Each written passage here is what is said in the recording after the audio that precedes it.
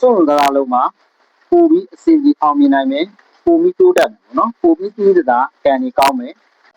လက်ဝါးပြင်မှာပေါ့နော်ထူးခြားမှုတွေပါနေတဲ့လက္ခဏာတွေကြောင့်ဒီနေ့မှာပညာမြောက်တွေ့တော့မှာဖြစ်တယ်အဲ့တော့ကိုယ့်ရဲ့လက်မှာပါတက်စစ်ပြီးတော့မှန်းခဲ့ပြရတယ်ပေါ့နော်ပုံမှန်မြင်တာအောင်လို့တခြားလေးတော့ပြပေးထားတယ်ပေါ့နော်ပထမဆုံးအနေနဲ့ဒီလက်ထက်အောင်နာမှာပေါ့နော်စိန်လုံးပုံစံမှာသားလေးတစ်ခုပါနေတာကိုတွေ့ရပါတယ်ဒီလိုပါတဲ့လက္ခဏာရှင်တွေကသူတို့ရဲ့ဘဝမှာကံထောက်ကူတွေရှိတယ်ဘဝမှာကံအကျိုးပေးတွေရှိတဲ့လက္ခဏာရှင်တွေလို့ဒါပြောလို့ရတယ်ပေါ့နော်စိတ်ကံဆောက်ရှောက်တွေလည်းကောင်းတယ်ဘဝမှာတင်းတတာကံတရားရဲ့အထောက်အကူရရှိမယ်ဆိုတာကိုပေါ်ပြပေးနေတာဖြစ်တယ်ကိုယ့်ရဲ့အကျိုးမြတ်တွေကိုရရှိမဲ့အကျိုးတရားတွေကိုကိုယ်အနေနဲ့ပေါ့နော်တစ်ခုခုပြန်ပြီးအားပြုပြီးလုပ်ပြီးမှဒီအကျိုးတရားတွေဟာရရှိနိုင်မယ်ဆိုတော့ပြနေတာဖြစ်တယ်ဆိုလိုချင်တာကကိုယ့်ရဲ့ဘဝမှာတစ်ခုခုရဖို့အတွက်ကိုကိုယ့်ဘက်ကလည်းတစ်ခုခုအားပြုကြိုးစားပြီးလိုရတယ်ဆိုလိုတဲ့သဘောပေါ့နော်အဲ့တော့ဘဝမှာဒီလိုလက္ခဏာရှင်တွေကစွန့်စားလုံးမှာပို့ပြီးအစီအစီအောင်မြင်နိုင်မယ်ပို့ပြီးတိုးတက်မယ်ပေါ့နော်ပို့ပြီးပြီးသတာကံကြီးကောင်းမယ်စီးပွားရေးနဲ့ကံအားမှာဆိုရင်လည်းပြီးသတာထောက်ကူတွေ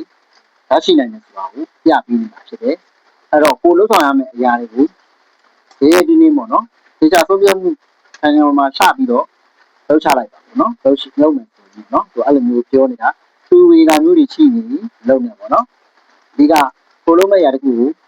စွန့်စားလောက်ရမယ်ရဲတင်းလုပ်မယ်ဆိုရင်ဘောမှာကျိုးမြတ်တွေတောင်းစွာခံစားရမယ်ဆိုတာကိုပြပေးနေတာဖြစ်တယ်ကံအားနဲ့အစီအပြေမှုတောင်းဝင်တယ်မှာပါတယ်မှတ်သားဖြစ်တယ်ပေါ့နော်အဲ့တော့အစီအပြေနိုင်တယ်နောက်ဆုံးချမ်းသာမှုကြီးကိုကိုယ့်ရဲ့ဉာဏ်နဲ့တွဲပြီးတော့ရရှိနိုင်ကိုယ့်ရဲ့ဉာဏ်ကိုယ့်ရဲ့အတွေးခေါ်တွေနဲ့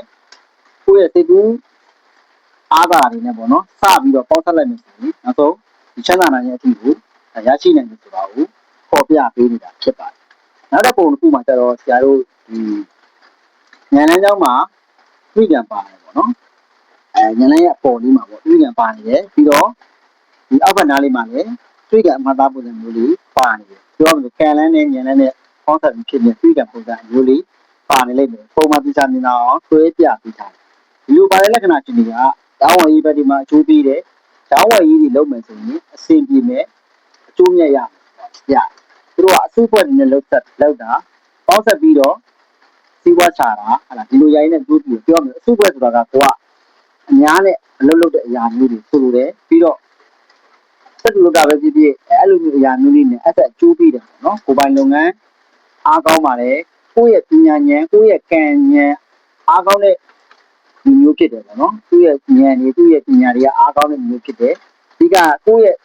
ပညာဉာဏ်တွေကြောင့်ပေါ့နော်ဘောမှာအစီအစီနေရမယ်အတွေးအမြင်အတွေးခေါ်အားကောင်းတဲ့အထဲမှာပါတယ်ဒီမချက်တွေကိုပြည့်မြောက်အောင်ကြိုးစားမဲ့သူဖြစ်တယ်ကိုယ့်ဒီမချက်တွေအောင်မြင်အောင်လုပ်ဆောင်မယ်ဆိုတာကိုပေါ်ပြပေးနေတာဖြစ်တယ်သူအရာရာမှာလည်းဥဆောင်အောင်တတ်တယ်ပေါ့နော်ဘယ်နေရာဖြစ်ဖြစ်သူကဥဆောင်နေရတဲ့ခေါင်းဆောင်ကောင်းတွေဖြစ်တယ်အဲ့တော့ဒီလိုဥကောင်းလဲဉာဏ်လမ်းကြောင်းမှာသိဉာဏ်ပါနေပြီးသူကအများအားကြလောက်အောင်ကိုအစီအပြေမဲ့လက္ခဏာချင်းဖြစ်တယ်သူကပြီးတော့စိတ်ကိုလည်းထိချုပ်ထားနိုင်တဲ့အရေးချင်းပညာဉာဏ်ရှိတယ်ပေါ့နော်သူ့ရဲ့စိတ်ကိုထိချုပ်နိုင်တယ်သူ့ရဲ့ပညာဉာဏ်တွေသူ့ရဲ့ကံစမ်းတွေကပေါ့နော်အများထပ်ပူပြီးတော့အားသာတတ်ကြတယ်ပြောရမလို့ရင်းနှီးမြှုပ်နှံမှုတွေကနေအကျိုးမြတ်ရရှိတာကိုယ့်ရဲ့ဖန်တီးလုပ်ဆောင်မှုတွေကနေအကျိုးမြတ်တွေများစွာရရှိတယ်ငွေကြေးကအရန်ကောင်းတယ်စီးပွားကံအရန်မှာကောင်းတယ်နောက်ဆုံးချမ်းသာနိုင်တဲ့အဖြစ်ကိုသူ့ရဲ့ကံကပို့ပြီးကောင်းလာတယ်အဲ့တော့ကိုယ့်ရဲ့လက်မှာဒီလိုလေးတွေပါနေတာဒီလိုလေးပါနေတယ်ဆိုရင်တော့တခြားလေးပေါ်မှာပြပြခဲ့တဲ့လူကြီးရှေ့မှာပြပြခဲ့တဲ့လူကြီးတခြားလေးအပြုပေးပါလူကြီးမှုရှိဖို့လိုအပ်တယ်ပေါ့နော်ကိုယ့်ကိုယ်ကိုယ်မှုရှိမှပို့ပြီးတော့အဆင်ပြေနိုင်မှာဖြစ်ပါတယ်